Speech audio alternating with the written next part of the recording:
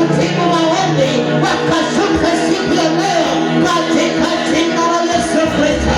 Shakena magadaziza na mazaya, tunasalenda maisha yetu kwako, tunasalenda mawazo yetu kwako, tunajisalenda kwako Bwana. Bwana mbinguni, ukatutawale Bwana, tutawale Bwana Jehova, utawala wa mbingu na nchi, wewe Bwana utawala.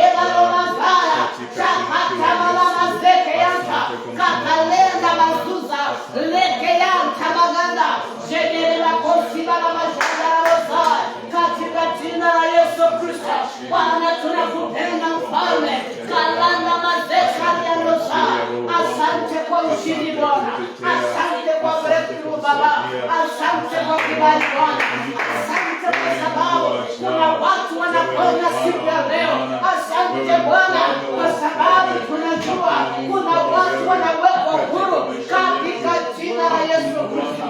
Asante Mungu wetu, katika jina la Yesu Kristo. Baba, nyosha mkono wako juu ya maisha yetu.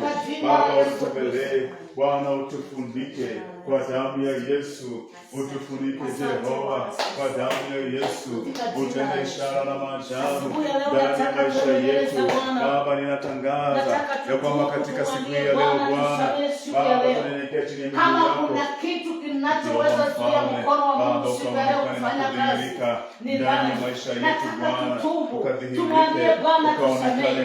Pengine katikati ya wiki umekuwa na mawazo mabaya, umeweza kutukana, umeweza kukasirika, umetenda dhambi. Nataka siku ya leo tumwambie Bwana atusamehe. Mungu wetu ni Mungu wa rehema, yeye ako na msamaha, yeye ako na huruma, anaweza kutusamehe.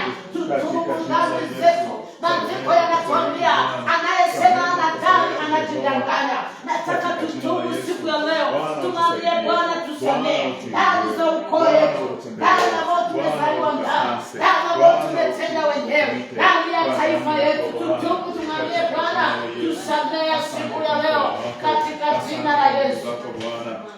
My Father, my God, katika jina la Yesu Kristo, ufalme Mungu mwenye nguvu na uwezo, mtakatifu wa watakatifu usiye milele. Bwana Jehova, tunaungama dhambi zetu mbele zako, kwa kuwa wewe ni Mungu wa rehema. Bwana Jehova na mwepesi wa hasira, tunaomba Bwana tusamehe dhambi na makosa, tuondolee udhaifu yetu Bwana, tusamehe Bwana dhambi zetu katika jina lako takatifu. Utuhurumie ewe Bwana, tuonyeshe rehema zako, tuonyeshe huruma wako Bwana, kwa kuwa vilikuweko tangu zamani. Rehema zako zilikuweko, huruma wako ulikuweko Bwana. Baba, tunaomba tusamehe siku ya leo, tutakaze kwa damu yako Bwana, tusafishe Bwana. Rabagada mazeke bagana, makalanga mazeke bagadosianta, roko bagada makataya mereboza, oshenegede makata maranda, roko sekete marasaka kaya maroza, ora bagada sekete maradasia, roko bagada maroza, alase bagada makataya mereboza, katera bagada masaya. Bwana tusamehe Bwana, samehe Bwana taifa yetu Bwana, viongozi wetu Bwana wasamehe Bwana, katika jina la Yesu Kristo. Shayabagana maseke mana masaya, shetelelele makosi bagana maradosha, rekatara baganda rabagada seke balasiza, roko baganda makata yandere basebala, retelelelelelelelelele, robaganda maseke balasia, losha kata yandere bosaya. Baba, tunatubu dhambi na makosa, Bwana tuonee mfalme wa taabu, tuonee huruma siku ya leo, tusamehe Bwana Jehova, tuondolee makosa yetu Bwana, ondoa dhambi zetu Mfalme, kwa damu yako takatifu, tukaone rehema mbele zako. Dhambi za ukoo yetu, dhambi ambao tumezaliwa ndani, dhambi za kina mababu zetu, dhambi za kina baba zetu na mama zetu, Bwana wa majeshi wanazijua, na Bwana tunaomba Jehova, atuonee huruma Bwana, utusamehe na utukomboe kutokana na hiyo lahana, kutokana na hiyo Bwana dhambi, katika jina la Yesu Kristo. Rataya maganda masekaya, roko maganda masetia nama, makata yande magaruzuza, rozera makata ya magadosia mamoshete. Asante Bwana, asante Bwana, tunakupenda Bwana, tunakutukuza Mfalme, katika jina la Yesu. Asubuhi ya leo nataka tuende mbele za Bwana, nataka tuombe ni kwa sababu ya kanisa hili. Tumwambie Bwana apatie watu tamaa ya neno la Mungu, watu wakuwe na kiu ya kumtafuta, watu wakuwe na njaa ya kutafuta neno la Mungu. Tumwambie Bwana Jehova, tupatie tamaa ya neno lako, tupatie kiu ya kutafuta uso wako. Tumwambie Bwana akaweze kutupatia siku ya leo. Kama kanisa hili tukuro, lazima tuuzike katika ushirika, lazima tuuzike katika ibada, tukuwe na tamaa ya hilo neno katika jina la Yesu. Shetani tunaondoa hilo kiu na njaa ya kutafuta neno la Mungu, lakini nataka tuombe. Umwambie Bwana nisaidie, my Father, my God, katika jina la Yesu. Rabagana la seke bala sakalende masikale bango, rasende masikabagana sakata kalele, resende mala shakata la bagana, repala la posi ya baba, shakere la ganda la posi ya baba kote bakadosha, rajaka kama bana gada sekete lebosaya.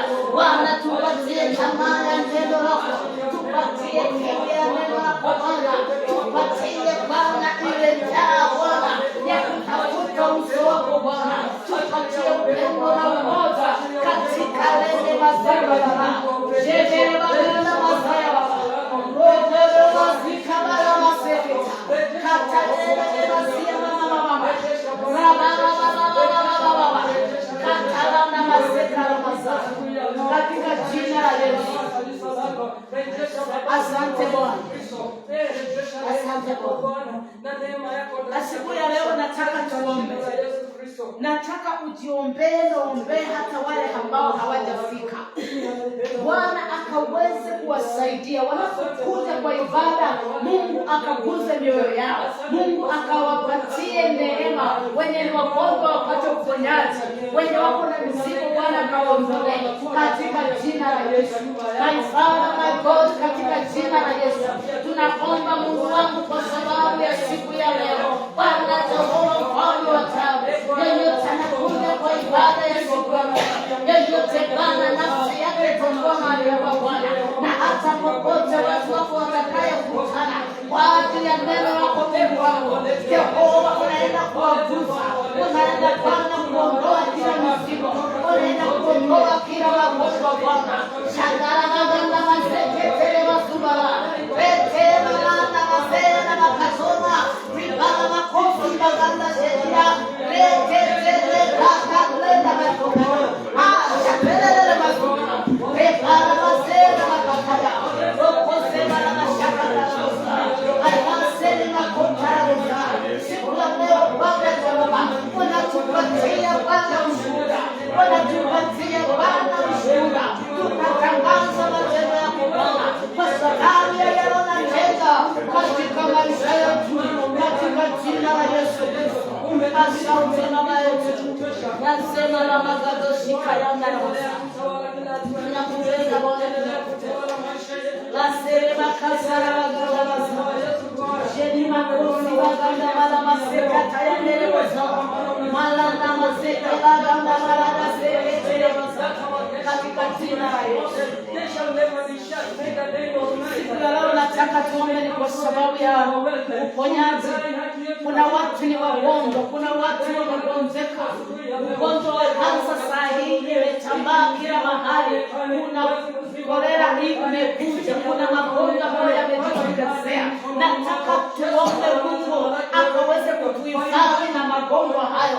Tumwambie Bwana akaweze kulinda watoto wetu. Na tuombe kwa sababu ya wale ambao washagonjeka Bwana akaweze kuwaponya. Akalete afya kwa ajili yao. Akatume neno lake kwa sababu ya uponyaji. Tuombe kwa sababu ya wagonjwa. Bwana akawaponye. Oh, malata maseni malapetila ngala mazuza.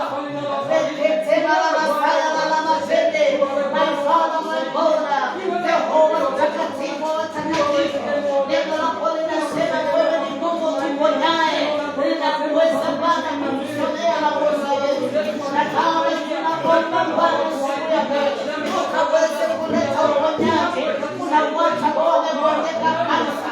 Kuna watu ambao wamegonjeka magonjwa ambao Jehova ni wazito. Lakini Mungu wewe Mungu wetu. Wewe ni Mungu tuponyaye. Bwana kawaponye siku ya leo.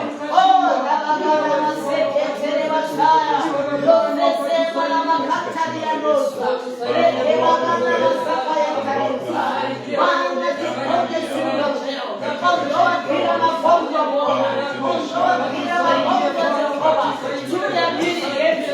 Juu ya wapendwa wetu. Masaka ya maseka na masaka.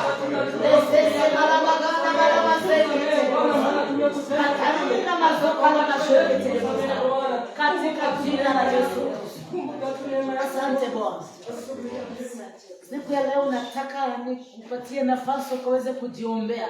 Ninajua unapokuja kwa nyumba ya Bwana uko na mahitaji, uko na mambo unayotaka ukamwambie Mungu. Kuna mambo ambayo unataka uzungumze na yeye. Na siku ya leo nataka nikupatie tu nafasi ukazungumze na Muumba wako.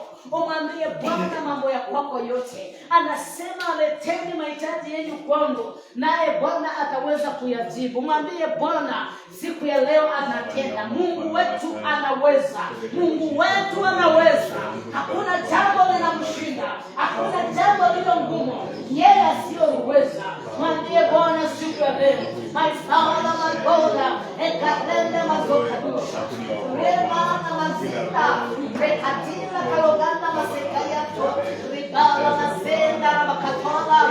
Retila na bakusi bagana bazola. Retene makala ajetira. Robo bagana seketela galasi. Osheke kata kaledira. Robala bazela makatariando. Shekela bakuza masaya. Makala ledese masusa masaya. Letele kia malokala masaya. Okarale kanya zemaloshetira. Sisi katosha kalada. Baba yetu wewe ni mzuri Bwana. Uzuri wako Bwana Jehova unajulikana ulimwengu kote Bwana. Oshelende zinda na makadoshi kaliendo. Vititi makosa bana maganda shetira kalosa. Makata lele sikayo yesia. You are so sweet Lord. Vitisi ni makosi bana maganda. Rekete makata legosa. Hata yanda bala bala bala baseke legosia bokosha. Katika jina la Yesu. Asante Bwana wa majeshi. Tunakupenda Bwana. Katika jina la Yesu. Asante Bwana. Hakuna Mungu kama wewe katika jina la Yesu. Asubuhi ya leo nataka tumshukuru Bwana. Ninajua yale maombi ambayo umeomba lazima uamini Bwana ametenda. Kama kuna mahitaji umekuwa nayo ambao umeyakirisha mbele za Bwana, nataka tuanze kumshukuru tu, mwambie Bwana asante kwa kutenda. Asante kwa sababu umeponya magonjwa. Asante kwa sababu umeleta miujiza. Asante Bwana kwa sababu ya lenda mazikana, ritira makosi bala mashata, katalenda mazuza ale mashataya bole mazuza.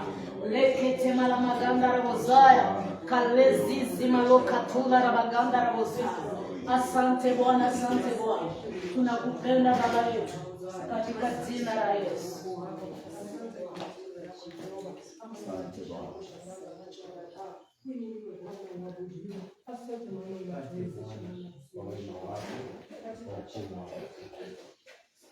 Baba, katika jina la Yesu Kristo tunakushukuru asubuhi ya leo. Asante Bwana kwa wema wako na ukuu wako. Umetuamsha Bwana, umetuwezesha kufika mahali hapa, si kwa nguvu zetu bali Bwana ni kwa uwepo wako na Roho wako Bwana. Tunalitukuza jina lako. Tunapoingia kwa ibada Bwana, tunaomba tu Roho wako Mtakatifu akatuongoze, akatembee pamoja nasi.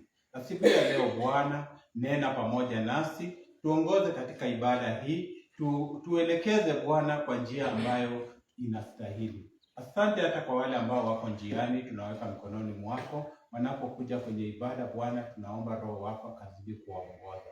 Tunalitukuza na kulibariki jina lako. Naomba Bwana kwa ajili ya kila mmoja ambaye anasimama kwenye madhabahu haya siku ya leo, kwamba Roho wako Mtakatifu anamuongoza. Unatufunika na damu ya Yesu Kristo na unatusaidia Bwana tusipate kushambuliwa na mwovu shetani. Asante Bwana kwa sababu unatenda.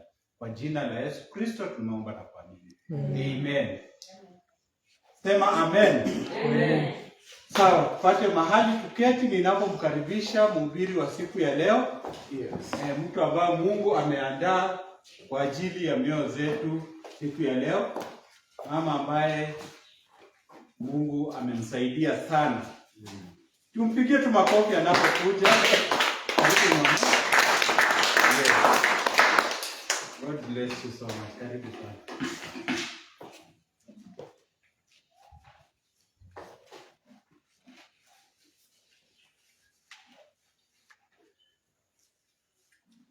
Bwana Yesu asifiwe. Amen. Hallelujah. Amen. Hallelujah. Amen. Bwana asifiwe. Ni siku njema ambayo Bwana ameifanya. Bwana ametubariki, ametupatia siku nyingine. Na ni siku ambao tunafurahi. Bwana asifiwe. Amen. Tungejua tutafika siku ya leo, ni muujiza ambao Bwana amefanya. Kaweza kuiona siku ya leo. Bwana asifiwe. Baba, nataka kukushukuru pamoja na mama kwa kupatia haya madhabahu tukaweze kutumika mahali hapa. Nataka tumpigie Bwana makofi, tu appreciate mtumishi wa Mungu, baba wetu kwa Mungu.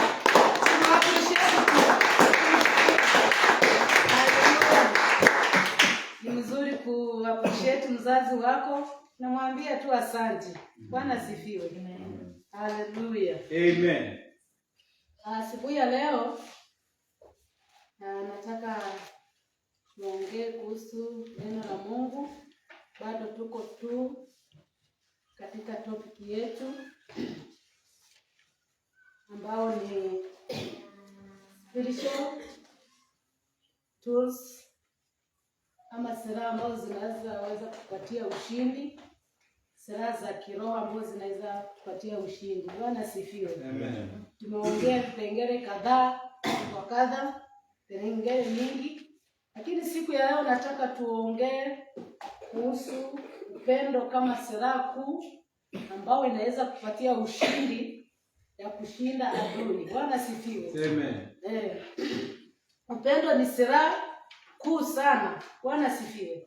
Ni silaha ambao Mungu mwenyewe alitupatia. Yaani anapotupatia ni kumaanisha hiyo silaha ni ya kushinda adui.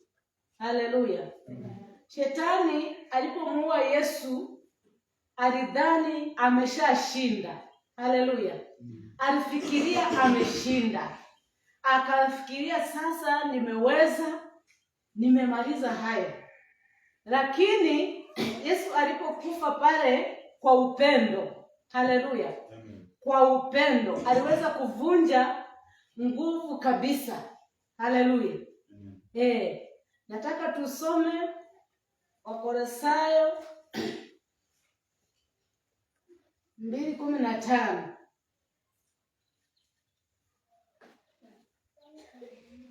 Nayatapata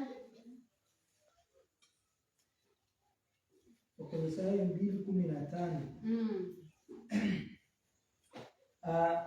Neno la Mungu linasema hivi katika Wakolosai 2:15. Akiisha kuzivua enzi na mamlaka na kuzifanya kuwa mkogo kwa ujasiri, akazishangilia katika msalaba huo. Haleluya. Alipokuwa pale msalabani aliweza kuvunja ile nguvu. Haleluya. Akavunja pale msalabani yale ambayo shetani alikuwa anadhania ameshashinda.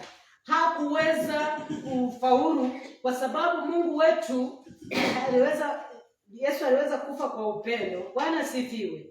Nataka tusome Warumi 8:37. Warumi 8:37. Biblia inasema hivi katika Warumi 8:37, lakini katika mambo hayo yote tunashinda. Amen. Na zaidi ya kushinda kwa yeye aliyetupenda. Bwana sifiwe. Yaani katika mambo hayo yote tulishinda zaidi. Bwana sifiwe. Na kupitia yeye aliyetupenda. Haleluya. Ni kumaanisha tunaweza shinda, yaani katika hayo mambo tunaweza shinda kupitia nini? Upendo.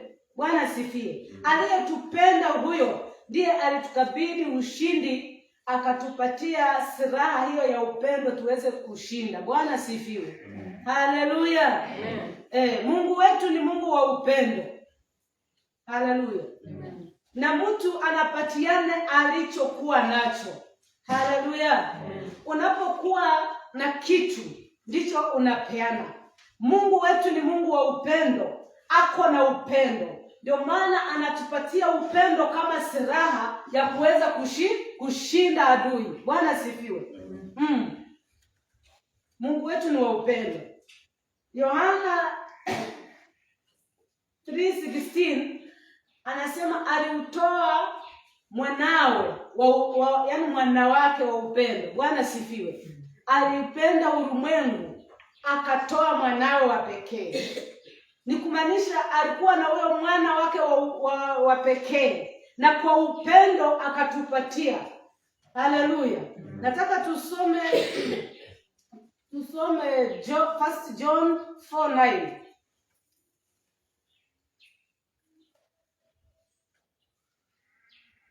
Waraka wa kwanza wa Yohana 4:9.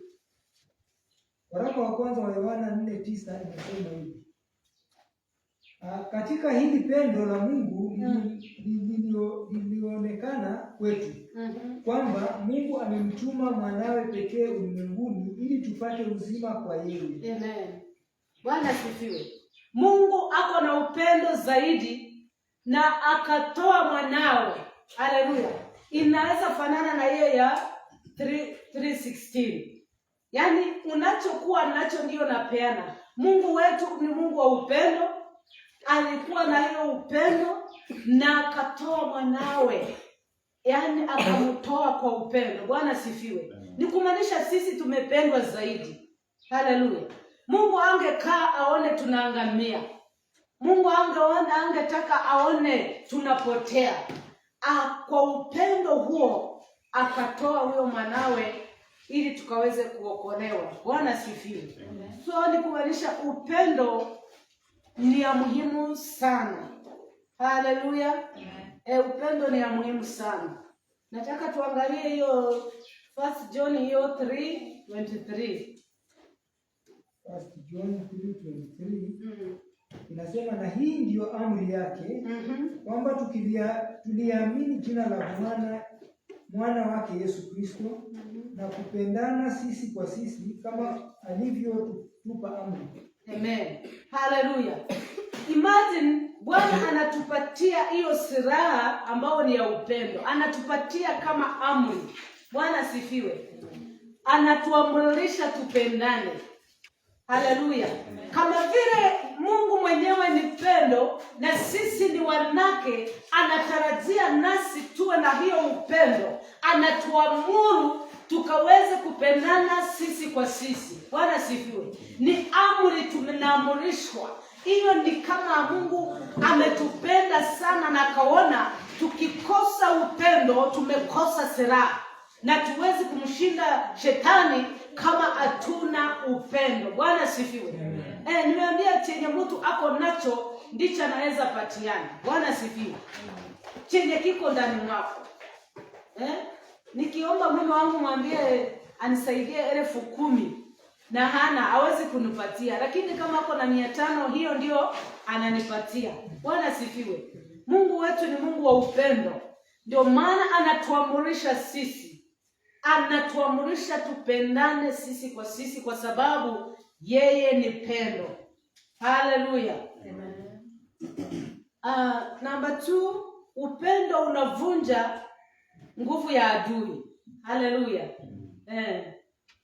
Shetani hufanya kazi kwa chuki, kwa uchungu, kwa mgawanyiko na hata kwa kutosamehe. Bwana asifiwe. Hiyo ndio kazi ya shetani anayofanya.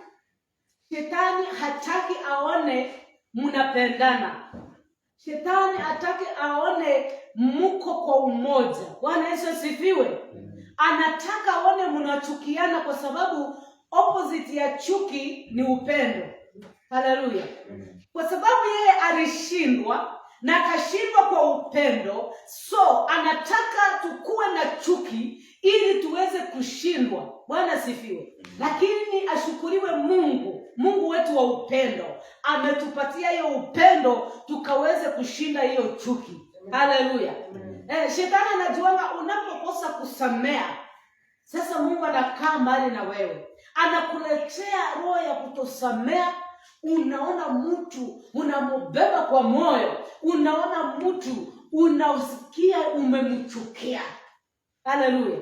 Na kwa sababu maandiko nasema tupendane sisi kwa sisi, sasa tunaweza kuchukiana sisi kwa sisi. Yaani shetani anafanya opposite kwa kupinga upendo ambao anafahamu ni silaha.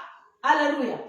Shetani anafahamu tunapopendana kama kanisa, tunapokuwa upendo kama tunakuwa na upendo kama jamii, basi tunamshinda.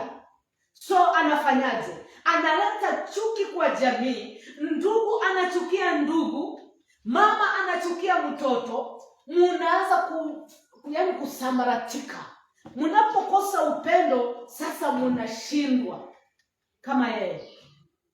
Lakini anajua mnapokuwa na upendo, kama vile tumeamrishwa tupendane sisi kama amri, yani tumeamrishwa tupendane, ni amri. Hakuna vile tutafanya, tunaamrishwa tupendane.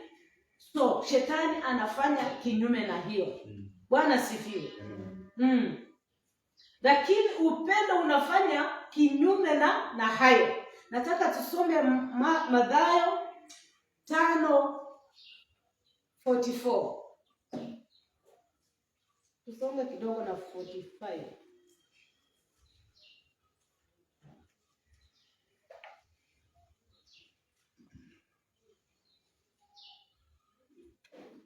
Mathayo 5:44. Mathayo 5:44 inasema, lakini mimi nawaambia, wapendeni adui zenu, waombeeni wanaowaudhi, ili mpate kuwa wana wa Baba yenu aliye mbinguni, maana yeye huangazia jua lake waovu na wema. Sawa. Amen. Bwana sifiwe. Umesikia hiyo Mathayo vile natuambia. Inasema lakini tuwapende maadui zetu. Bwana sifiwe. Na tuwaombee. Haleluya. Yaani Mungu ameshajua shetani atainua adui ambapo atakaye kukoroga ukose upendo ili akupatie sasa kushindwa. Bwana sifiwe. Lakini Mungu ameshajua ni upendo ni silaha. Ndio maana anasema hata kama ni adui shetani ameinua, wewe mpende na muombe. Bwana sifiwe. Ninajua hii dunia imejawa na makwazo mengi. Na hayo makwazo shetani ndio anaweka kwa watu ili kuondoa ile upendo. Haleluya. Amen. Mkose upendo. Lakini Mungu naye ameshajua. Amesema unapoombea huyo adui yako na kumpenda, basi ukionyesha hiyo upendo umemshinda shetani. Ni kumaanisha mahali pale upendo sasa ni silaha kubwa. Haleluya. Hii dunia imejawa na makwazo mengi. Unaweza kuwa tu ni mtu tu yani unampenda, lakini anaweza kukukwaza. Na ukiwa ni mtu wa kuweka maneno kwa moyo na kutosamea na kuwabeba, sasa wewe hautaisifika kuwa mwana wa Mungu. Bwana sifiwe. Yaani ndio uitwe mwana wa Mungu, lazima ufanane na Mungu. Kama yeye ni Mungu mwenye upendo, na wewe unaonyesha upendo kama baba yako. Bwana sifiwe. Unafanana na baba yako. Kama baba yako anakuanga na sura tofauti. Sema kwa mfano, niko na kamsichana kangu kakizaliwa kalikuwa kanafanana baba yake. Tungetembea anasema mtoto anafanana baba yake. Haleluya. Kwa nini anafanana na baba yake? Wakiona sura ya mtoto na sura ya baba wanafanana. So kama ni baba na mtoto wanafanana, na sisi sasa tunatakana tufanane na Mungu Baba, kwa sababu Mungu Baba ni baba yetu. Haleluya. Lazima tufanane na yeye. Kama amesema yeye ni Mungu wa upendo, na kwanza akapenda ulimwengu pale mwanzo, akaonyesha upendo, lazima na sisi tufanane na yeye kwa kuonyesha upendo. Haijalishi mtu amekukwaza aje, haijalishi ni nini umepitia, lazima ujilazimishe. Yaani ni kitu analazimisha, si kwangi rahisi. Mtu amekutukana, amekufanyia mambo, amekuita majina. Wengine anakuendea paka kwa uchawi. Lakini imagine wanasema huyo adui yako unampenda tu. Na tena unaongeza na kumuombea. Unaongeza na maombi. Kwangi rahisi kwa mtu mwenye amekosewa. Kwa mtu mwenye pengine hajavaa hiyo kiatu, anaweza sema msamehe tu. Msamehe tu. Lakini kwa wewe mwenye umekosewa, kwangi rahisi. Lazima ulazimishe. Na unapolazimisha hiyo kupenda, sasa hapo ndio tunashinda. Ndio sasa hiyo upendo inatupatia ushindi. Inakuwa sasa ni silaha. Bwana sifiwe. Amen. Hapo ndio tunaweza kushinda. Haleluya. Amen. Nataka tusome 1 Corinthians 13 verse 7.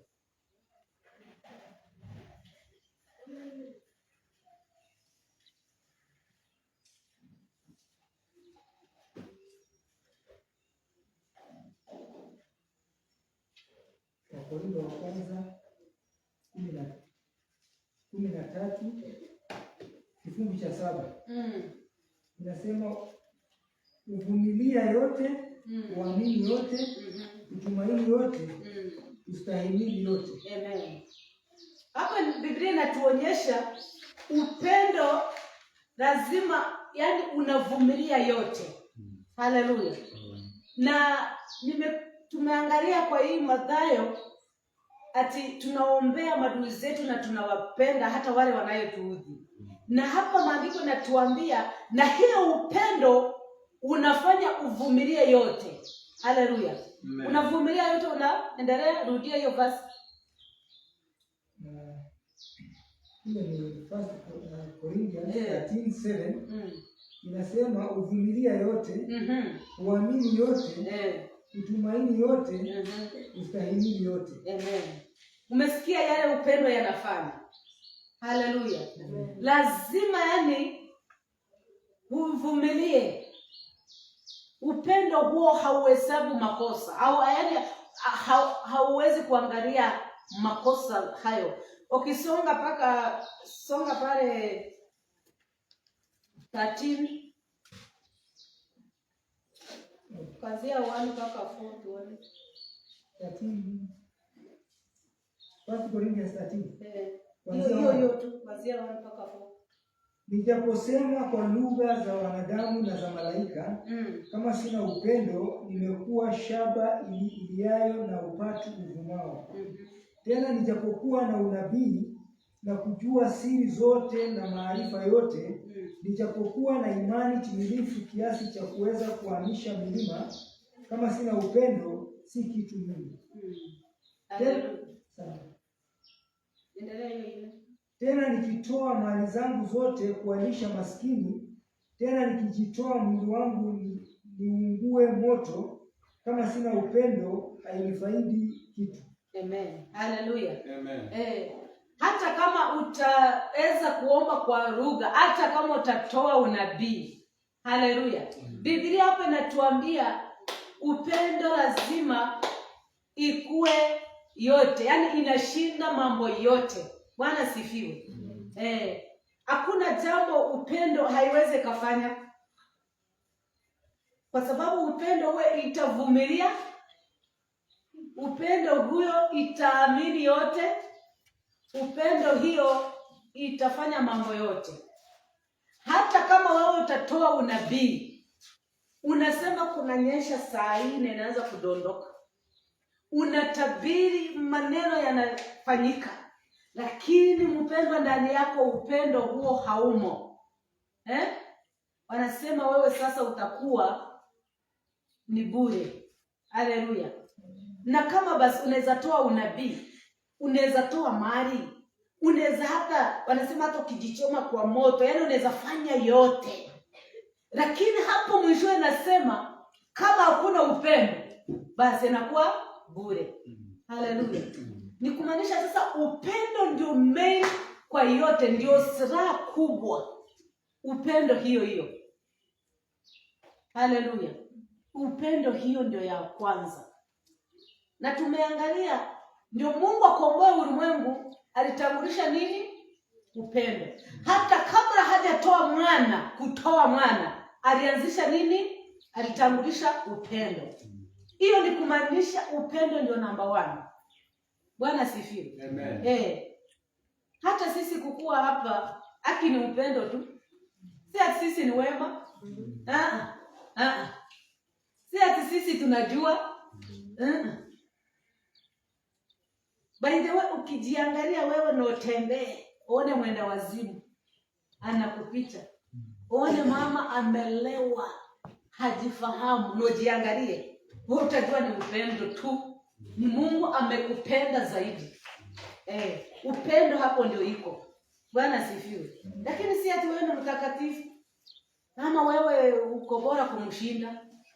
Ni neema imeuzika na upendo. Mungu amekupenda sana. Nitakana hapo kitendo nasema haki, Mungu ananipenda kweli. Ningekuwa nafanana hivi. Unaona upendo kwa hiyo picha. Bwana sifiwe. Na unapoona hiyo upendo, basi itumie, isambaze. Sambaza hiyo upendo kwa wenzako wengine ili tukaweze kushinda. Bwana sifiwe. Haleluya. Nataka tusome hiyo John hiyo 4, turudi hapo verse 8. Chapter 4 verse 8. John chapter 4. John chapter 4 verse 8 inasema, kwa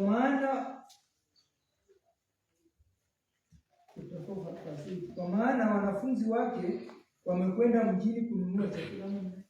First John.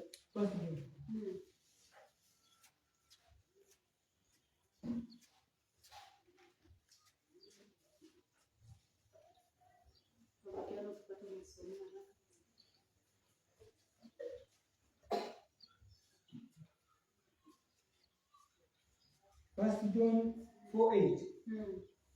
Waraka wa kwanza wa Yohana 4:8 unasema, yeye asiyependa hakumjua Mungu, kwa maana Mungu ni pendo. Amen. Haleluya. Mungu ni upendo. Yaani kama wewe haupendi, hujamjua Baba. Hivyo ndiye anasema. Hujamjua Baba kwa nini? Kwa sababu Baba huyo ndio pendo. So, unapojua Baba yako, lazima mjue yeye ni pendo. Kama wewe yaani hupendi, hujajua Baba. Haleluya. Ndio tushinde. Tushinde, lazima tujue Baba ni nani na anataka nini. Haleluya. Number 3, upendo hufukuza hofu. Yaani unatoa hofu. Hofu nini? Uoga ama nini? Unafukuza hofu. Nataka tusome hiyo First John bado 4:18. First John 4:18 inasema, katika pendo hamna hofu. Katika pendo hauna hofu. Lakini pendo lililo kamili huitupa nje hofu, kwa maana hofu ina adhabu. Na mwenye hofu hakukamilishwa katika pendo. Amen. Pendo inafukuza nini? Hofu. Yaani katika hiyo pendo, ukiwa na hiyo pendo huwezi kuogopa. Bwana sifiwe. Huwezi kuogopa. Hata kama mtu ni adui yako, ukiwa na hiyo pendo humuogopi. Haleluya. By the way, ukiwa tu na mtu mpendo wako, for example ni bibi yako ama mume wako, mtoto wako, mtu wako ambao unapenda, akifariki, unaweza muogopa? Ukiwa tu na yeye yaani unamgonjesha ama hapo kwa nyumba yako, alafu akate roho, kama unampenda utamuogopa? Upendo hiyo ambao uko nayo itafuta roho. Ninaona sasa utaogopa. Ninasema hivyo kwa sababu gani? Mtu akishakata roho, kuna hofu fulani inaingianga. Unapata hata kiti yenye alikuwa ameketi, ukijua kuna mtu amekufia hapo unasikia kutimua. Ama wakwambia hii nyumba kuna mtu alikufia ndani, hata kama unataka kuikodesha. Nasema hii yenye lakini sasa Biblia inatuambia nini mahali hapa?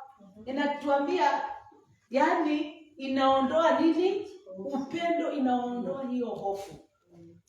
So, unapopenda mtu huwezi kuwa na hofu.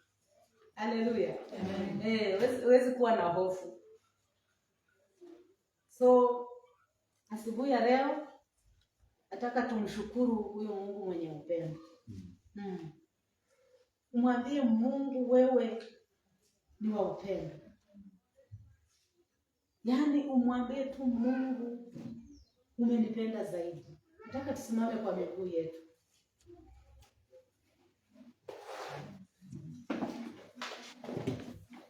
Nataka tutangaze upendo wa Mungu mahali hapa. Na umwambie Mungu atusaidie, tupatie neema ya kupenda. Pale mwanzo Mungu alipenda. Nataka ile upendo wa kwanza katika kanisa hii, katika maisha yako, ikarejee. Ukawe Mungu, ukawe ni mtu mwenye upendo kama jinsi baba yako ni mwenye upendo, ndivyo nawe umwambie Bwana akusaidie ukuwe mtu wa kupenda. Bwana sifiwe. Mwambie Bwana, rejesha upendo wa kwanza katika nyumba yangu. Rejesha upendo wa kwanza katika maisha yangu. Bwana kupatie upendo ili ya kupenda hata neno lake, ili ya kupenda hata ushirika, ili ya kupenda hata wenzako, hata maadui zako. Biblia inasema tuwapende na tuwaombee, na yaani hata wale wanayetuudhi tuwaombee upendo katika jina la Yesu. Mwambie Bwana, nipatie upendo, nipatie upendo, kwa kuwa wewe ni pendo. Wewe ni Bwana, ulitupenda wa kwanza, na kama sisi tunafanana na wewe ukiwa baba yetu, na tunaomba upendo ule wa kwanza ukaletee katika nyumba. Upendo ile wa kwanza ukaweze kutusaidia. Upende naye tupatie ushindi, upende naye tupatie ujasiri inayeondoa hofu. Bwana kaiachilie katika maisha yetu. My Father, my God, tunahitaji upendo wako Bwana, upendo wako usiokoma, upendo wako wa ajabu. Wewe ni Mungu wa upendo, wewe ni Mungu wa upendo. Rejesha upendo wako wa kwanza hata katika kanisa Bwana, hata katika mioyo yetu Bwana.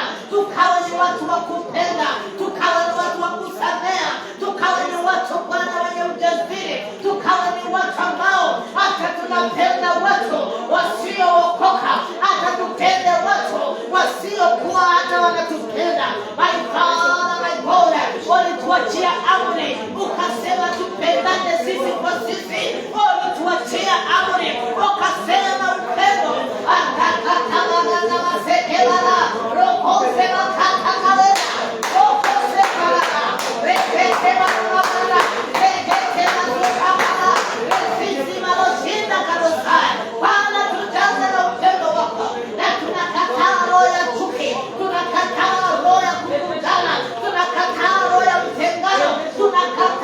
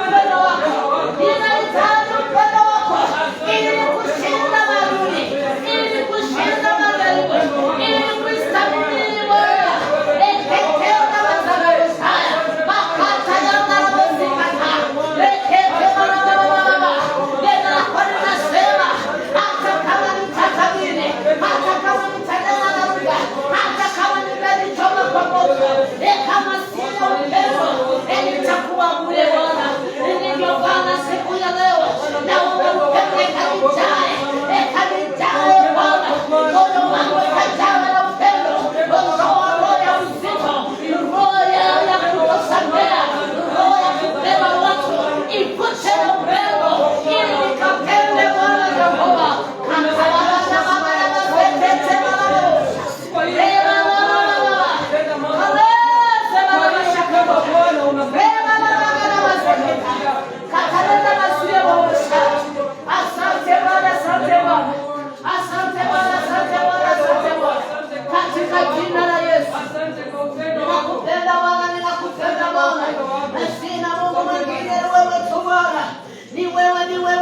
Kipenzi cha roho yangu ni wewe, Mungu wangu ni wewe Bwana, mbele na nyuma sina mwingine, ni wewe Bwana, ni wewe Yehova, ni mimi na wewe Bwana, ninakupenda Baba yangu, katika jina la Yesu Kristo.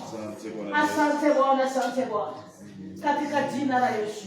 Asubuhi ya leo nataka tumwambie Bwana, pengine kuna mtu alikukwaza, kuna mtu alikutenda mambo maovu na ukakosa kumsamea, ukamsikia umemchukia, ukasikia umemubeba. Nataka siku ya leo tumwambie Bwana atusamee na tupatie tena nafasi nyingine ya kuweza kuonyesha upendo. Bwana akaweze kutusamee. Mwambie Bwana, nisamee, nimekuwa mtu mwenye chuki, nimekuwa mtu wa kutosamea, nimekuwa mtu wa kuudhika, nimekuwa mtu wa kubeba watu.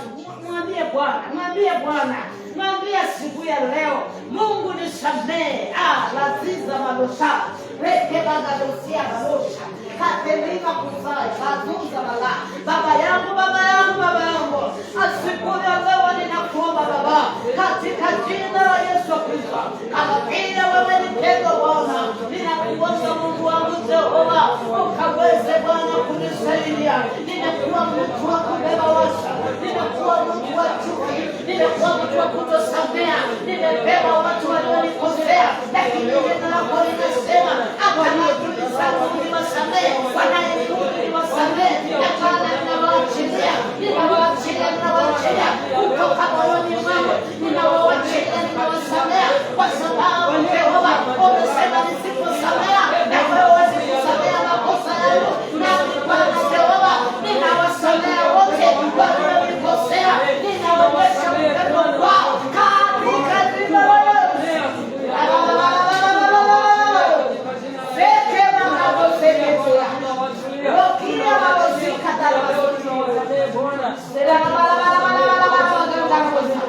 Asante kwa msalaba. Tumekuwa Bwana, tumejazwa na chuki na shetani Bwana. Ripata malele kabisa kole na mao kama shakate katale leshe la baba. Asante Bwana, asante Bwana, tupatie upendo kama kanisa, tupatie upendo kama jamii, kama familia Bwana, tukaweze kupendana Bwana. Asante Baba yetu, katika jina la Yesu.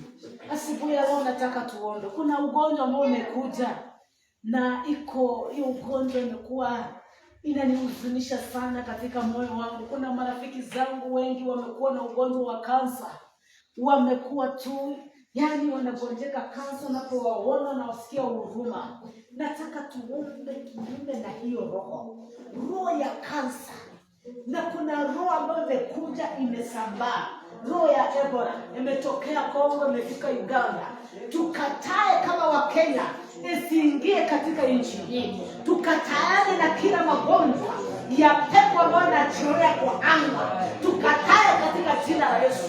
Magonjwa ya kutoka kwa shetani, magonjwa ambayo yanatoka kuzimu, tuiyamasishe katika jina la Yesu.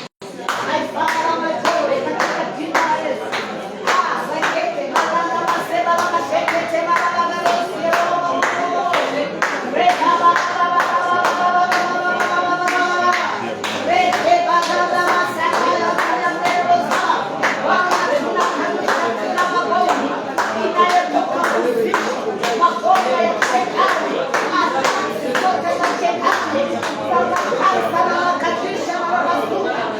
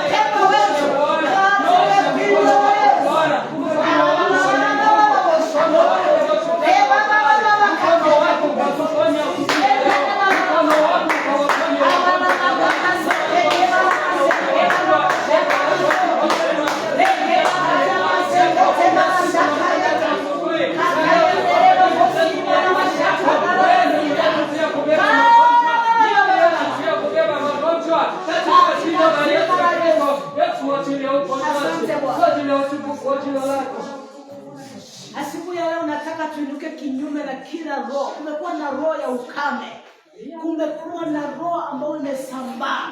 Kaukame kanachapa mpaka Wakristo. Na Biblia inasema yani Musa aliambia Farao anapomwachilia ataenda na ng'ombe zake na mali zake aende kumwabudu Bwana na mali yake. Na mali yani wana wa Israeli waende wamtolee dhabihu.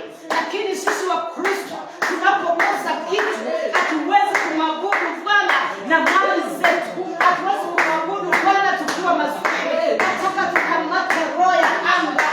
Roho ambayo imetupa anga ya umaskini na ufukara inayofanya Wakristo hawezi kumwabudu Bwana na mali yao. Bwana waseke na ushaka. Kataa roho ya ukame. Roho ambao ni umaskini. Nikatae roho ya jina la Yesu.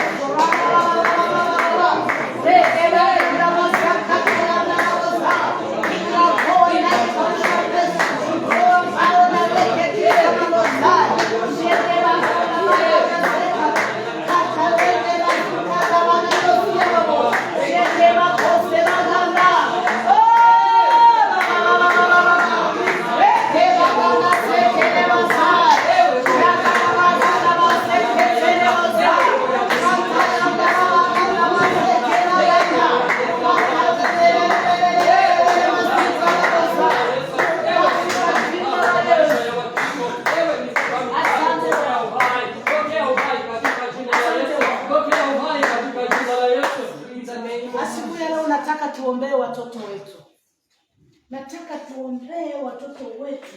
Tumwambie Bwana wafunike na damu ya Yesu. Shetani ameinuka kwa watoto vijana. Watoto wetu wanaangamia wanapoenda kuvuta bangi, wanapoenda kufanya mambo maovu. Shetani anataka poteze kizazi chetu. Tukataane na hiyo roho katika jina la Yesu Kristo. Tumwambie Bwana komboe watoto wetu. Mwitishe Bwana, mwambie Bwana alete ukombozi juu ya watoto wetu. Tunaomba kwa sababu ya watoto wetu vijana. Watoto wetu tunawalinda na kuwahifadhi, tunawatetea na kuwapigania, tunawakomboa na mikono ya shetani, tunawapeleka Bwana.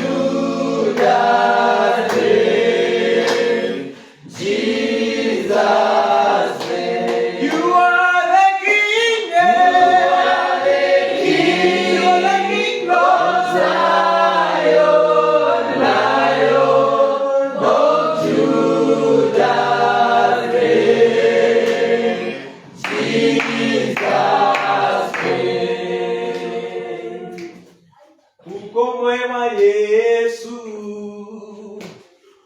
uko mwema, hakuna kama wewe. Uko mwema, uko mwema wewe, uko mwema Yesu, uko mwema wewe, uko mwema wewe, mwema wewe, hakuna kama wewe.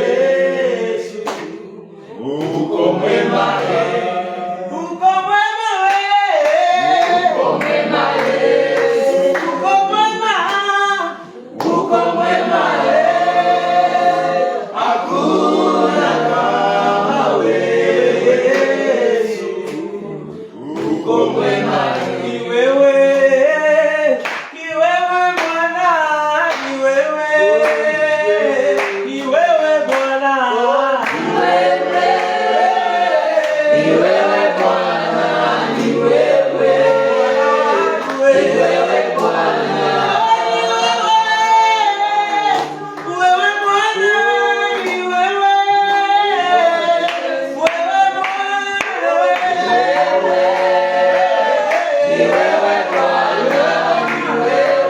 ni wewe,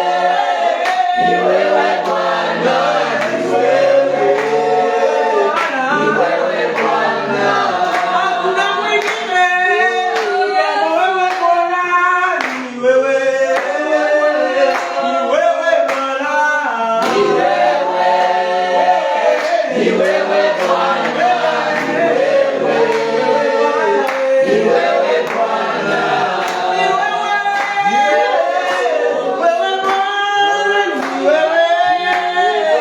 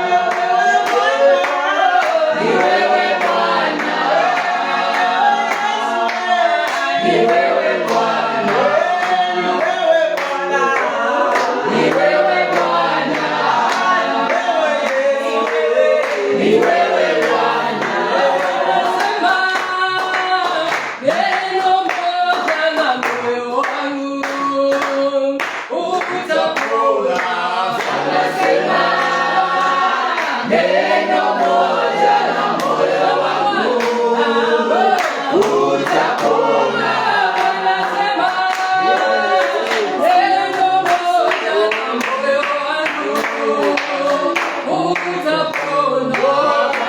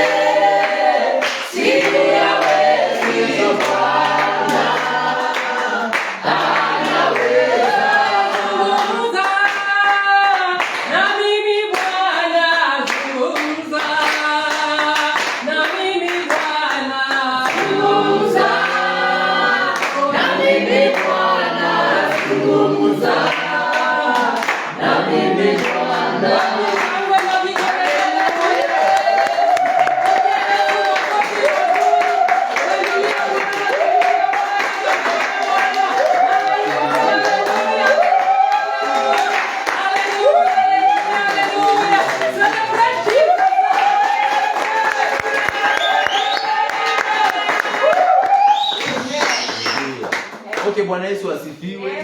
Ni siku iliyo njema, ni masaa ya kumsifu Mungu. Usiangalie kwamba hapo kumezima sasa urudishe tembo chini. Wewe weka tembo juu, kwa sababu sisi ndio watu wa dhamani mahali hapa. Tunataka leo tuone bila hiyo vyombo tunaweza imba mahali. Na hivyo ndio Mungu pia anapenda aone tunatumika aje. Labda wengine wanatumika hapa kwa sababu ya hivyo, lakini sisi tunatumikia Mungu, likiwepo vinatumika kwa sababu ni njia nyingine ya kumsifu Mungu. Kuna makofi, kuna kupiga hata miguu chini, kuna njia mbalimbali hata ya kucheza tu mahali hapa, na Mungu anaona. Leo Mungu anataka aone utamsifu kwa nini, utampigia kichwa au wapi? Kwa hivyo kumsifu Mungu.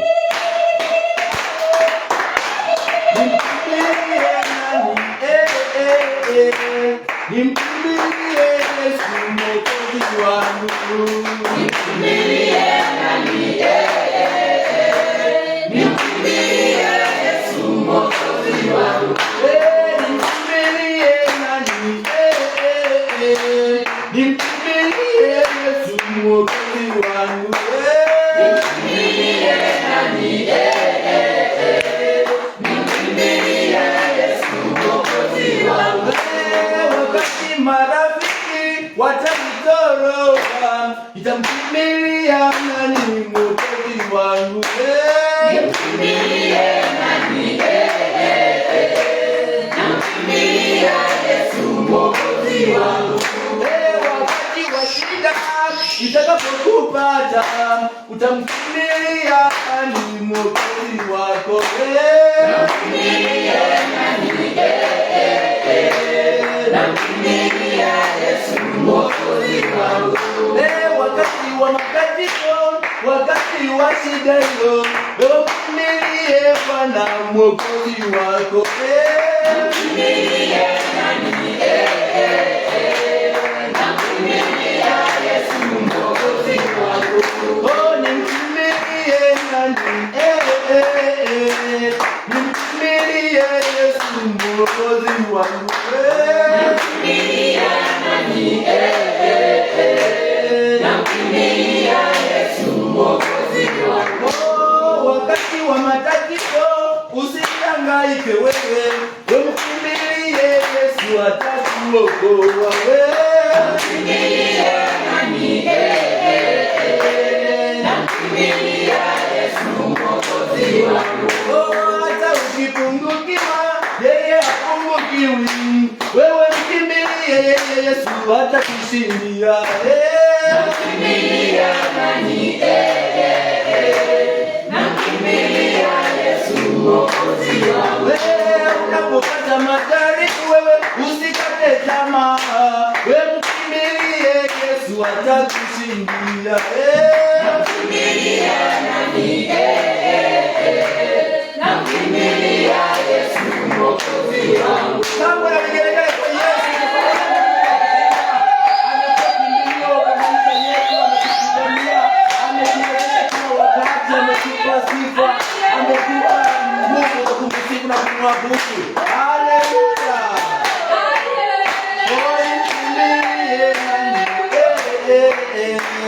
Nimkimbilie Yesu Mwokozi wangu. Namkimbilie nani? Namkimbilia Yesu Mwokozi wangu. Nimkimbilie nani? Nitamkimbilia Yesu Mwokozi wangu. Namkimbilia nani?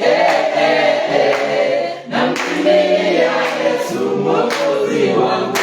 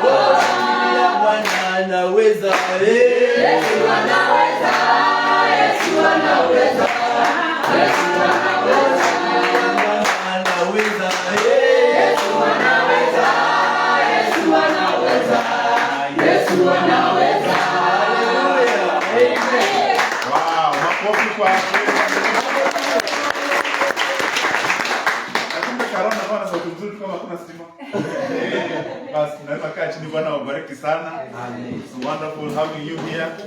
Welcome to the house of God. Even if there is no power, the power of the Holy Spirit is in this house. In the name of Jesus. Thank you so much, praise and worship team. God continue to bless you. I want to take this time, this Sunday, to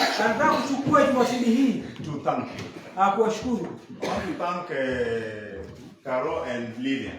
Ningependa sana kushukuru Carol na Lillian. When they joined this church, walipojiunga na kanisa hili. There's a level of spirituality we are experiencing. Kuna viwango vya kiroho ambavyo tunashuhudia. I thank people who have come today. I want to thank my daughter from Lodwar. Nashukuru sana watu wote mliohudhuria leo. Nataka kumshukuru binti yangu kutoka Lodwar. And to thank God for Purity is here. Anamshukuru Mungu kwa sababu ya Purity ambayo yuko hapa ndani. I thank God for Isaiah. Anamshukuru Mungu sana kwa Isaiah. Isaiah said, Isaiah alisema, I will serve the Lord. Kwamba nitamtumikia Bwana. Even if my family is not serving the Lord where I'm serving. Hata kama familia yangu haihudhurii mahali na umtumikia Bwana nitamtumikia. I will continue to, I've made a decision to serve God. Nimeamua kumtumikia Bwana. I thank God for all of you who have decided to serve God. Nawashukuru nyote ambao mmeamua kumtumikia Mungu. The season we are passing through, there are many things God has taught me. Msimu ambao tumeupitia kuna mambo mengi ambayo Mungu amenifundisha. And I told you that we shall be talking about scriptural tools that enforce victory. Niliwaambia kwamba tutakuwa tunaongea kuhusu sana ama vifaa vya kiroho ambavyo vinalazimisha ushindi. And I said we shall talk about this for 2 months. Na nilisema taongelea jambo hili kwa miezi miwili. Next Sunday, Jumapili ijayo, is our last Sunday. Ni Jumapili yetu ya mwisho. About scriptural tools. Kuhusu sana za kiroho. And next Sunday, Jumapili ijayo, it will be the ladies' Sunday. Itakuwa ni Jumapili ya kina dada. They will be leading the service. Hao ndio watakuwa naongoza ibada. They will be preaching to us. Hao ndio watakuwa natuhubiria. They will be doing everything here. Watafanya kila kitu hapa mahali. So I pray that the ladies will organize themselves to ensure the service is well. Kwa hivyo natumai kwamba kina dada watajiweka vizuri ili wahakikishe kwamba ibada inaenda vizuri. And then for 2 months, na kwa miezi mingine miwili, we shall talk about the book of Esther. Tutakuwa tunazungumzia kitabu cha Esther. We shall be unveiling mysteries in the book of Esther. Tutakuwa tukifunua mambo makubwa katika kitabu cha Esther. So may the Lord begin opening your eyes to the book of Esther in the next 2 months. Na Mungu aendelee kuwafungua macho yenu katika kitabu cha Esther kwa miezi miwili itakayofuata. There are many things God is going to reveal to us through the book of Esther. Kuna mambo mengi ambayo Mungu anaenda kutufunulia katika kitabu cha Esther. This morning, asubuhi ya leo, I received an invitation at Calvary Church. Nilipokea mwaliko kule katika kanisa la Calvary. And my heart decided to go. Na moyo wangu kaamua kwenda. So I will be there. After the service, baada ya huduma hapa, we are going to Calvary Church. Tutaelekea katika kanisa la Calvary. And they told me in the letter, na waliniambia katika hiyo barua, that there is food. Kwamba kuna chakula. So if God has blessed you and you want a place to eat, you can go together with me. Kama Mungu amekubariki kabisa na unataka mahali pa kula, basi andamana nami. Yeah, there is food there. Kuna chakula. Yeah, there is food for you. Kuna chakula kwa ajili. And when they talk about food, they're not joking. Na wanapoongea kuhusu chakula wafanyi mzaha. We shall eat their food whether they like it or not. Chakula hicho tutakula wapende wasipende. So we shall go together for those who will be willing to go with me. Kwa hivyo ambao mtakuwa tayari tutaandamana pamoja. And God shall bless us. Na Mungu atakubariki. Now, many churches na katika makanisa mengi have mastered the art of gathering people. Wamekuwa na ufasaha wa kuwakusanya watu. But not many of them have mastered the way they can unite them. Lakini wengi hawajajua namna ya kuweza kuwaunganisha. Unity is not just presence. Kwa hivyo umoja sio tu ule kuwepo. It is alignment. Ni kwa kuweka sambamba. Sitting next to somebody in the church is not unity. Kukaa karibu na mtu kanisani sio umoja. Clapping your hands together and shouting amen is not unity. Kupiga makofi pamoja na kupaza sauti amen, hiyo sio umoja. And that is why today hiyo ndio maana leo I'm going to talk to you about how unity enforces victory in our lives. Leo nataka nijadili kuhusu namna umoja inalazimisha ushindi katika maisha yetu. A church where there is no unity, kanisa ambayo haina umoja, the devil will always defeat you. Shetani kila wakati atawashinda. Satan does not fear a church because you have many church members. Shetani hawezi kuogopa kanisa kwa sababu mko na washiriki wengi. Satan only fears a church where there is unity. Shetani anaogopa kanisa ambayo lina umoja. Everywhere we have unity, mahali popote ambapo tuna umoja, there is agreement. Lazima kuna makubaliano. It is possible for us to lift up holy hands. Tunaweza tukainua mikono yetu takatifu in the same sanctuary. Katika mahali pa ibada moja. But we are divided in our hearts. Lakini katika mioyo zetu tumefaragana ama tumetawanyika. We can praise God and sing at the top of our voices. Tunaweza kumshukuru Mungu na tukaimba kwa sauti kuu sana. But our hearts are full of jealousy towards one another. Lakini mioyo yetu zikawa zimejaa wivu kati yetu. Satan does not fear church attendance. Shetani haogopi kule kuhudhuria kanisa. He will allow you to come to church. Ataruhusu uje kanisani. He can even sponsor you to come to church. Anaweza akakufadhili ukafika kanisani. He is not afraid of your religion. Yeye haogopi dini yako. Even if you tell him I'm from dini ya Msambwa, he will not be afraid of you. Kwa hivyo hataogopa dini yako. He will not be afraid that you are telling you are a Catholic. Hawezi ogopa kwamba unamwambia wewe ni Mkatoliki. The only thing the devil fears, kile kitu kimoja tu ambao shetani anaogopa, is people who are walking in unity. Ni watu wanaotembea kwa umoja. When believers are genuinely united, wakati waumini wamekubalia, wameshikana kwa ukweli, heaven begins to move. Amina zinaanza kutenda kazi. Chains begin to break. Nyororo zinaanza kuvunjika. And burdens are lifted. Na mizigo inainuliwa. And so today we only ask one question. Kwa hivyo leo tunauliza swali moja tu. How does unity enforce victory? Je, umoja unahakikisha ushindi namna gani? Number one. Jambo la kwanza. Unity is the platform on which divine blessings come to us. Umoja ndio jukwaa moja tu ambao nguvu za kiungu zinatufikia. If you want the blessings of God, ukitaka baraka za Mungu, then you need to work on a platform of unity. Kwa hivyo lazima usimame kwenye jukwaa la umoja. Now this is what I want you to know. Kwa hivyo nataka ujue jambo hili. Our God is omnipresent. Mungu wetu ako kila mahali. Our God is everywhere. Mungu wetu ako kila mahali. But he does not manifest himself everywhere. Lakini hajidhihirishi kila mahali. Although God is everywhere, ijapokuwa Mungu ako kila mahali, he does not manifest himself everywhere. Hajifunui kila mahali. He has a specific place where he manifests himself. Ana mahali maalum ambapo anajionyesha. And the place where God manifests himself is a place we have unity. Ana mahali tu ambapo Mungu anajifunua ni mahali kuna umoja. A powerless church, kanisa lisilokuwa na nguvu, does not begin with people who don't pray. Halianzi na watu ambao hawaombi. A powerless church, kanisa lisilokuwa na nguvu, begins with people who are not united. Linaanza na watu ambao hawana nguvu. Why are we not seeing the blessings of God in our lives? Ni kwa nini hatuoni nguvu za Mungu ama baraka za Mungu? It is because although we are worshiping together, ni kwa sababu ijapokuwa tunaabudu pamoja, although we are going to church very early, ijapokuwa tunahudhuria kanisani, although we are committed to giving, ijapokuwa tunatoa zaidi. But the question God is asking us today, lakini swali analouliza Mungu asubuhi ya leo, is there any unity? Je, kuna umoja? In Psalm 133, katika Zaburi 133, in the book of Psalms, katika kitabu cha Zaburi, chapter 133, namba 133, I'm saying this so the translator can open. In the book of Psalms, katika kitabu cha Zaburi 133, 133, there are only 3 verses there. Kuna basi 3 peke yake hapo. And you will see what it talks about. Na utaona inaongea kuhusu nini. In the book of Psalms, katika kitabu cha Zaburi, chapter 133, 133, and we shall take verse 1 to 3. Tunachukua kifungu cha kwanza na cha pili. The Bible says, Biblia inasema, behold how good and pleasant it is for brothers to dwell together in unity. Inasema, tazama jinsi ilivyo vema na kupendeza, ndugu wakae pamoja kwa umoja. It is like the precious oil poured on the head running down on Aaron's beard onto the border of his robe. Ni kama mafuta mazuri kichwani yashukayo ndevu za Haruni, yashukayo mpaka upindo wa mavazi yake. And I want to take note of verse 3 now. It is like the dew of Hermon that is set upon the mountains of Zion, for there the Lord commanded his blessing.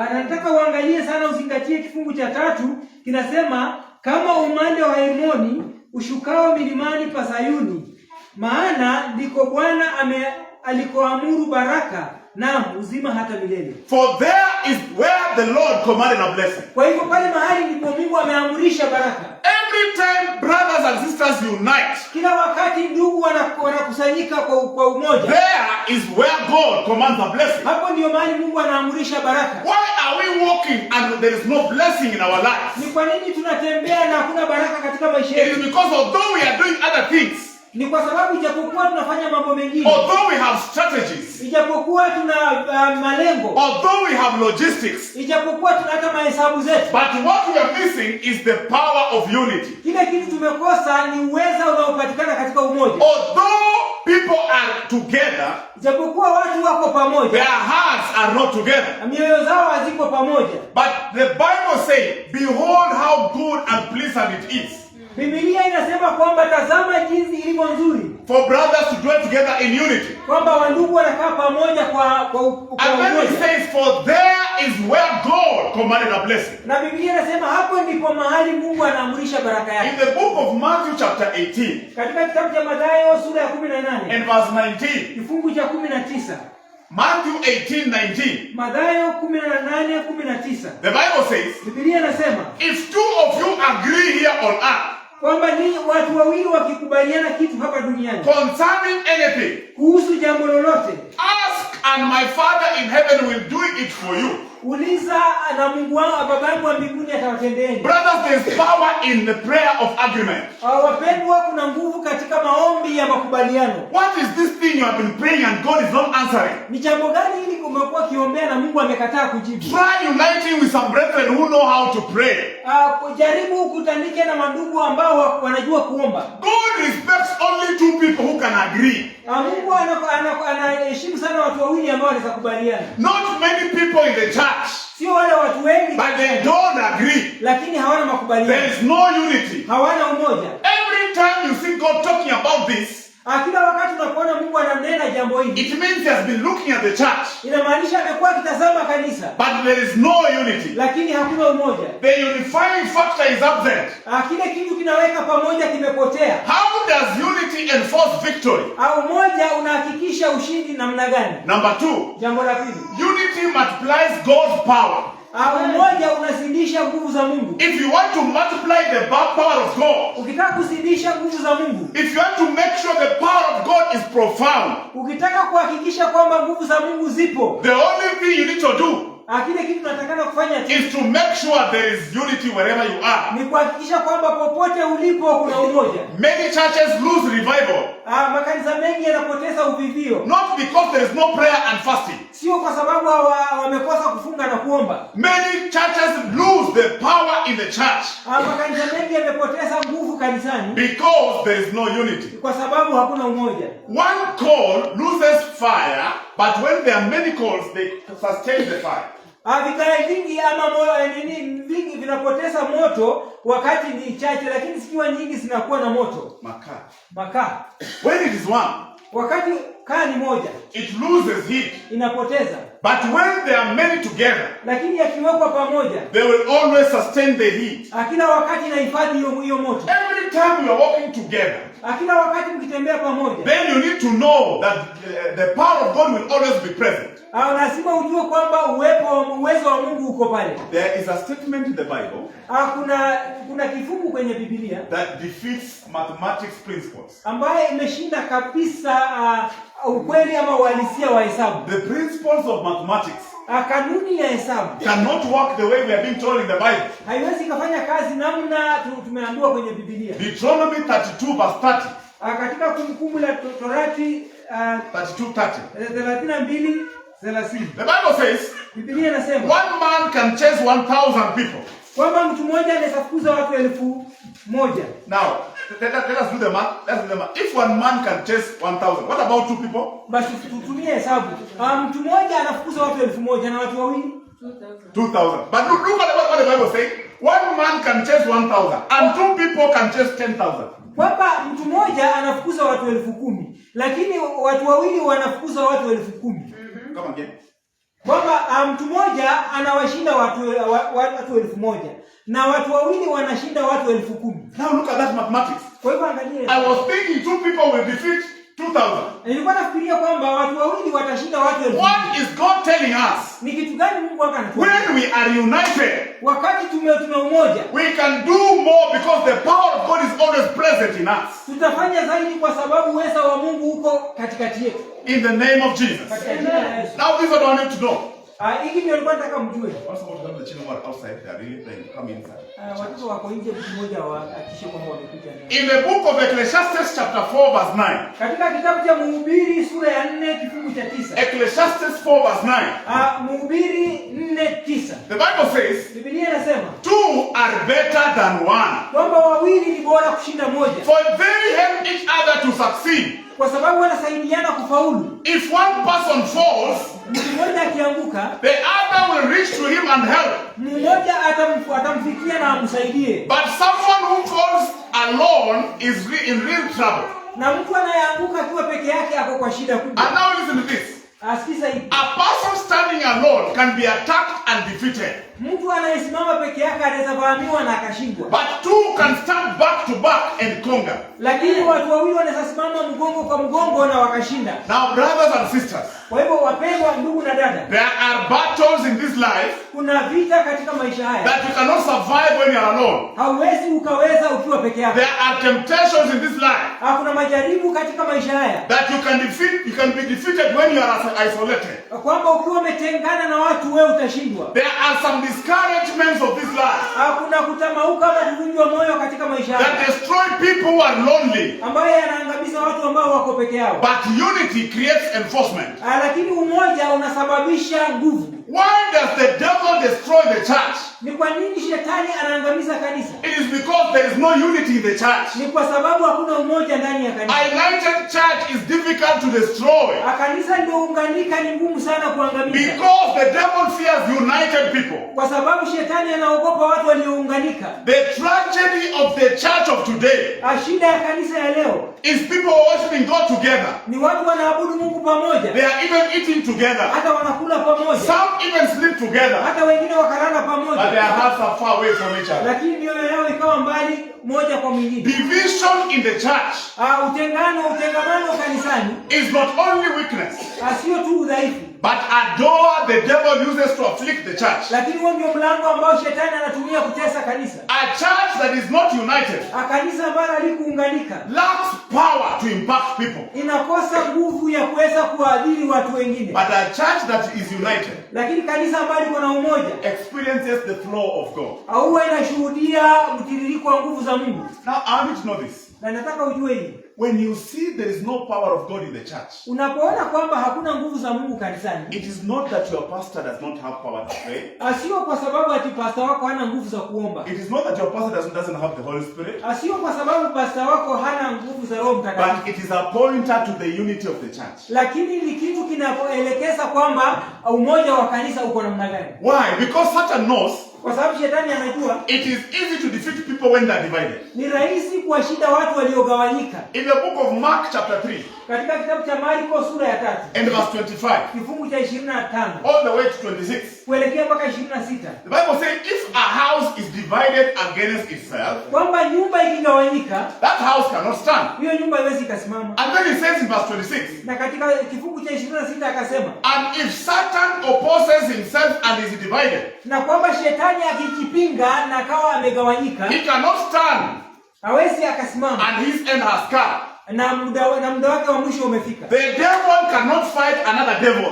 Kwa hivyo pepo hapa shetani hawezi piga shetani The mwingine. devil is so clever Kwa hivyo shetani ana uerevu mwingi that sana, when he meets another devil, kwamba akikutana na pepo mwingine he cannot fight him hawezi kupigana naye, because he knows the power of unity. Kwa sababu anajua nguvu zinazopatikana katika umoja. Christians who understand God Wakristo wakimwelewa Mungu are the ones who are fighting each other. na hawa ndio unakuta ndio wanapigana wenyewe kwa They are wenyewe. the ones who are preaching against each other. Na hawa ndio wanahubiri ni kinyume na wenzao. The devil cannot preach against himself. Kwa hivyo shetani hawezi kuhubiri kinyume na yeye mwenyewe. If the devil goes to the church of devils Ikiwa shetani anaenda kwa hekalu la mashetani and he finds somebody preaching the message of devils, na akute watu wanahubiri ujumbe wa mashetani, he will keep quiet and listen. ataketi anyamaze na sikiza. But in the church, Lakini kanisani people begin to criticize the message that is being preached. watu wanaanza kukosoa ujumbe ambao umehubiriwa. It is not supposed to be like that. Haitakani kuwa namna hiyo. It was not supposed to be said like that. Haikutakana kusema namna He hiyo. was not supposed to mention me. Haikuweza kusema namna hiyo kunihusu. Why? Because now the power of unity has not sunk in our lives. Kwa sababu nguvu za umoja hazijazama kwenye maisha yetu. The reason why the devil fights marriages, Sababu moja ambayo shetani anapiga vita ndoa, he fights relationships, huwa anapiga mahusiano, he fights families. anapiga mafamilia. It is because he understands an isolated person is easier to attack. Kwa sababu anaelewa kwamba mtu anayesimama peke yake ni rahisi kumvamia. Now listen to this truth. Kwa hivyo usikize ukweli. Many people think the weapon the devil uses against believers is witchcraft. Watu wanafikiria kwamba silaha kubwa shetani anatumia kwa uumini ni uchawi. But from ancient times in the Bible, Lakini kutoka siku za kale kwenye Biblia, the greatest weapon the enemy uses is division.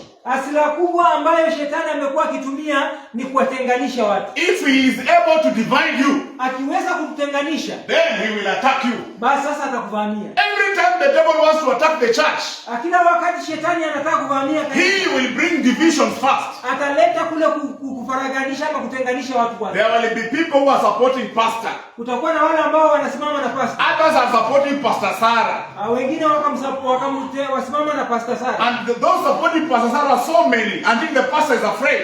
Na kwa hivyo wale ambao wamesimama na Pastor Sarah ni wengi mpaka mchungaji anaogopa. There is another team with Pastor Mark. Kuna wengine nao wakaenda kando na Mark. When the service is over, wakati huduma imeisha, every pastor has his own members. Kwa hivyo kila mchungaji anakuwa na washiriki wake. And they are talking. Na wanaongea. And Pastor Sarah is saying, na mchungaji Sarah naye anasema, I don't think this church is blessing me. Na anasema kwamba kanisa hili sidhani kama silina. I want to open a church at Sabwani. Nataka niende Sabwani kafungue kanisa. We go with you, Lilian. Na si tuende na wewe Lilian. We go with you, Purity. Purity twende. Pastor Mark is with Isaiah. Pastor Mark naye They are planning another church at Kolongoro. Naye wanataka waanzishe huduma kule Kolongoro. The same church with different divisions. Kwa hivyo kanisa moja na vitengo mbalimbali. A church which is not united, kanisa ambalo halijaunganika, will always be attacked by the devil. Kila wakati shetani atalivamia. Number 3. Jambo la tatu. How does unity enforce victory? Umoja unahakikisha namna gani ushindi? United people, watu waliosimama pamoja, accomplish whatever they purpose. Huwa wanafanikisha malengo yao. Now there is something very amazing. Kuna kitu cha kustaajabisha. In the book of Genesis 11 verse 6. Katika kitabu cha Mwanzo 11 sura ya 6. See what God said. Angalia Mungu anasema nini. The Lord said, Mungu anasema, the people are united. Watu wameunganika. And they speak the same language. Na wanazungumza lugha moja. After this, baada ya hii, nothing they set out to do will be impossible for them. Hakuna jambo lolote watakusudia kufanya litakuwa ngumu kwao. Look, God is saying, Mungu ndiye anazungumza. Look at these people. Angalia watu. Number 1, jambo la kwanza, they are united. Hao watu wameungana. Number 2, jambo la pili, because they are united, na kwa sababu everything they plan to do, kila jambo watakalokusudia kufanya, it will be possible for them. Ni lazima wataweza kufanya. The Tower of Babel, Mnara wa Babeli, reveals what unity can do in our lives. Inadhihirisha kitu ambacho umoja unaweza kufanya katika maisha. These people just imagine. Hao watu walikaa tu wakakumbuka. And what did they imagine? Walikaa wakafikiria nini? They said, what if we build a tower from here up to heaven? Wakasema, na ikiwa tunaweza kujenga mnara utoke duniani mpaka mbinguni. And I want to show something. Na nataka nikuonyeshe kitu. The Bible does not tell us these people were born again. Biblia haituambii kwamba hao watu walikuwa wamezaliwa mara ya pili ama kuokoka. The Bible does not tell us they were filled with the Holy Spirit. Biblia haituambii kwamba walikuwa wamejazwa na Roho Mtakatifu. But because they were united, lakini kwa sababu walikuwa pamoja, God came down without prayer and fasting. Mungu alishuka bila wao kuomba na kufunga. Because they were united, ni kwa sababu walikuwa na umoja. God came down minus praise and worship. Mungu alikuja pasipokuwa na sifa na ibada. These people are saying, Hao watu walikuwa wanasema, what if we build a tower here? tukijenga mnara hapa mahali. Alafu asubuhi Mungu ashtuke tuko mbinguni tunakunywa chai. Mungu akasema kama wameungana, wewe watakunywa chai hapa. Na vikombe itosha. So I have to do something.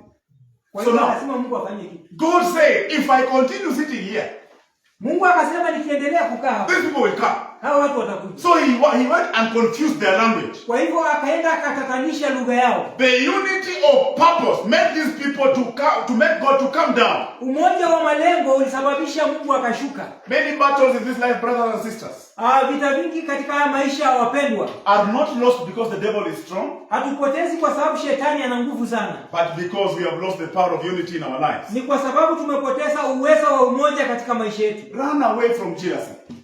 Toroka, kimbia kutokana na wivu. Run away from competition. Ondokea mashindano. Run away from malice and ill will and fightings. Atoroka kuondokea unafiki na mizozano. Always look for unity. Kila wakati tafuta umoja. Connect yourself with people who can be united with you. Jiunganishe na watu kila wakati ambao wanaweza kuunganika na wewe. Refuse to be among those who are dividing others. Akataa kuwa mtu yule ambaye anagawanya watu. Refuse to be among those who are talking against others. Akataa kuwa mmoja wale watu ambao wanazungumza. Be an agent of unity. Akuwa mtu ambaye unasimamia umoja. Be an agent of peace wherever you are. Akuwa mtu ambaye una amani popote ulipo. Every time God brings a prophetic message like this, Kila wakati Mungu akileta ujumbe wa kinabii kama huu, it is because when He looks at our hearts, ni kwa sababu anapoangalia mioyo zetu, He sees people who have zeal for the Lord. anaona watu ambao wako na shauku kwa ajili ya Mungu. But He sees there is this one missing. Lakini anaona jambo hili linakosekana. The unity of the church. Au umoja wa kanisa. In the morning we are told that if we walk in love, Au asubuhi tuliambiwa kwamba tukienenda katika upendo, then we shall accomplish much. kwa hivyo tutaweza A church walking in love kanisa linalotembea katika upendo will always be a united church. Kila wakati utakuwa ni kanisa ambalo lina umoja. If we are united and we are walking in love, Ikiwa tumeshikana na tunatembea katika umoja, a brother or a sister will not be sick, then we just stay quiet. mpendwa dada ama ndugu hata kuwa mgonjwa na sisi tunyamaze. You remember those of you when this church was beginning under me here. Unakumbuka wakati kanisa hili lilikuwa linaanza likiwa chini ya mchungaji? There was a lot of love in this church. Kulikuwa na upendo mkubwa sana kanisani. Although we were very few, Ijapokuwa tulikuwa wachache sana, there was a lot of love. upendo ulikuwa mwingi. And I didn't want to read the book of Galatians 3:1. Na nilipenda sana kusoma kitabu cha Galatia 3:1. I didn't want to read. Asikutaka kusoma Galatia 3:1. Because now it says, Kwa sababu inasema you started in the spirit. kwamba mlianza kwa roho. Now you are in the flesh. Sasa mmefika mmemalizia kwa Where mwili. is your first love? Upendo wenu wa kwanza ulienda wapi? This church was so small. People were so few in the church, but there was a lot of love. People concerned about each other. Kanisa hili lilikuwa dogo sana na likawa na watu wachache sana, lakini watu walikuwa nahusika sana na mambo ya wenzao. But this time around, Lakini wakati huu you can hear somebody sick. unaweza sikia mtu ni mgonjwa. You can hear the child was involved in sickness. Unaona kwamba kuna mtu amepitia magonjwa. And our members know what happened to that member. Na washiriki wanajua huyo mshiriki alipitia shida gani. But there is no zeal to go and see this member. Lakini hakuna shauku ya kwenda kumuona huyo mshiriki. It is not that you are busy. Sio kwa sababu uko na kazi nyingi. But it's because you are not united. Lakini kwa sababu una umoja. There is no love. Hakuna upendo. And you are full of selfishness. Na wewe ni uko na ubinafsi mwingi. I remember how we used to even visit people who are not our members. Nakumbuka tulikuwa tunawatembelea hata wale ambao hawakuwa washiriki wetu. Provided we hear they have a problem, we could visit them. Tulikuwa tukisikia tu kwamba wako na shida We tungewatembelea. could bless them. Tungewabariki. We could be there for them. Tungelikuwa pale kwa ajili yao. I remember people we helped when we were here, very small number, but we stood with people. Nakumbuka tulipokuwa wachache sana tukawasaidia watu, tukasimama na watu. And that is the place I want us to go. Na nataka turudi mahali pale. And remember this. Nakumbuka hii. Before the Holy Spirit came in Acts chapter 2. Kabla Roho Mtakatifu alikuwa hajashuka katika Matendo ya Mitume sura ya 2. In Acts chapter 2 verse 3. Katika kitabu cha Matendo ya Mitume sura ya 2 The Holy Spirit came. Roho Mtakatifu akaja. But before he came, lakini kabla hakuja, in Acts chapter 2 verse 1, katika kitabu cha Matendo ya Mitume, the Bible says, and they were in one accord. Biblia inasema kwamba walikaa katika umoja. Then in verse 3, the Holy Spirit comes. Na kifungu cha 3 Roho Mtakatifu naye akakuja. It is difficult difficult to invite the presence of God when people are not united. Ni vigumu sana kualika uwepo wa Mungu wakati watu hawajashikana. However much we pray for you, Hata tukuombee kiasi gani, when there is no genuine unity, kama hakuna umoja wa hasa, it is difficult for the presence of God to work for you. ni vigumu sana uwepo wa Mungu kufanyia kazi. God has sent me to lament to you Mungu amenituma niwaombolezee that He wants you to go back to the first love. kwamba anataka mregelee upendo wa mwanzo. And this one calls us for us to repent. Na hii inatuitisha sisi tutubu. And tell God we have walked in malice, we have walked in jealousy. Kwamba Mungu tumetembea katika unafiki na tumetembea katika wivu. We have been selfish to others. Tumekuwa sana na ubinafsi. We have not loved others. Hatujawapenda wengine. Some people have even set aside. They don't want to continue walking with us because there is no love anymore. Kuna wengine hata wametuondokea, wamekaa kando kwa sababu hakuna upendo. People don't join a church because the pastor preaches so much. Watu hawajiungi na kanisa kwa sababu mchungaji anahubiri zaidi. People don't join a church because the pastor speaks in tongues. Watu hawajiungi na kanisa kwa sababu pastor anaongea ndimi. People don't join a church because the keyboardist is splendid. Watu hawajiungi na kanisa kwa sababu mcheza vyombo ana ufasaha mwingi. People join a church because the church has love. Watu wanajiunga na kanisa kwa sababu kanisa liko na upendo. And when the church misses this element of love, na wakati kanisa inakosa hiki kipengele cha upendo, you will see even the attendance begin to dwindle. Utaanza kuona hata kule kuhudhuria kunaanza kufifia. Let us ask the Lord today. Acha tumuulize Mungu To leo restore our first love. aturegeshie upendo wetu wa mwanzo. Everyone with their eyes closed. Kila mmoja afumbe macho Let yake. God restore the love, the first Mungu love. turegeshie upendo wetu wa mwanzo. Restore our love. Aturegeshie upendo. Oh Father, help us to walk in love. Baba, tusaidie tukaenende kwa To be upendo. united in our lives. Tukaweze kuunganika katika maisha yetu. Every division in our ministry. Kila kutengana katika We refuse it now. tunaikataa sasa In the hivi. name of Jesus. Katika jina la Yesu. Whatever is making us not to be united. Yote kila ambacho kinatutenganisha. Every burdens of Satan. Kila mzigo wa They shetani. are now being lifted. Sasa zinaondolewa. In the mighty name of Jesus. Katika jina kuu la Yesu. Whatever is hindering the love of God in our lives. Yote kile kinazuia upendo wa Mungu. Whatever is hindering resources in our lives. Kila ambacho kinazuia rasilimali. I speak to you right now. Sasa nakunenea. Set us free. Tuache tu. Set the church free. Achilia kanisa In hili. the name of Jesus. Katika jina la Yesu. Every spirit of the devil. Kila roho wa shetani. Every spirit of division. Kila roho wa kutengana. I rebuke you now. Sasa nakukemea. In the name of Jesus. Katika jina la Yesu. Whatever is eating the people of God. Yote kile ambacho kinatafuna watu. Every sickness and disease. Magonjwa yote na maradhi. I speak to you right now. Sasa nakunenea. Hear the word of the Lord. Sikiza neno la Mungu. Be healed now. Pona sasa. In the name of Jesus. Katika jina la Yesu. Every sick body now. Mwili wote I speak to you to receive the power of healing. sasa nakunenea upate nguvu za uponyaji. Revival in your life. Uvuvio katika maisha In the yako. name of Jesus. Katika jina la Yesu. And today, whatever was not working in your life begins to work. Chochote kile leo ambacho kilikuwa kifanya